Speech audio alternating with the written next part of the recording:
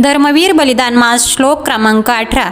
डोळ्यात दृष्टी आमुच्या शिवशार्दुलांची, चित्तात वृत्ती निवसे सईच्या सुताची, हृदयात मूर्ती विलसे प्रियमाय भूची, आतुर हाक श्रवण्या लडुराय गडाची। या श्लोकाचा अर्थ असा आहे, आपल्या प्रत्येकाच्या डोळ्यात दृष्टी केवळ शिवछत्रपतींच्या पराक्रमाची, त्यागाची, सिंहासमान शत्रूला घायल करणारी असली पाहिजे। दृष्टी शिवछत्रपतींनी राखली असली तर आपले मन किंवा चित्त सईपुत्र धर्मवीर छत्रपती संभाजी महाराजांच्या शौर्याने, त्यांच्या देव, देश, धर्म व हिंदवी स्वराज्य रक्षणासाठी असलेल्या निष्ठेने भरलेले असले पाहिजे। जर या पिता पुत्रांचे विचार आपल्या शरीरात सर्वत्र रुजलेले असल्यास आपलं हृदय हे नेहमी आपल्या मायभूचे रक्षण करण्यासाठी धडधडत राहिले पाहिजे। जर तुम्ही आपल्या दृष्टीत, चित्तात, हृदयात आणि रक्ताच्या प्रत्येक थेंबात शिवछत्रपती आणि शंभू छत्रपतींना आत्मसात करून घेतलं तर तुम्ही स्वतःवर संस्कार करवून घेण्यासाठी, एक नवी ऊर्जा मिळवण्यासाठी हिंदुस्थानाचे प्रेरणास्थान वडबुद्रुक म्हणजे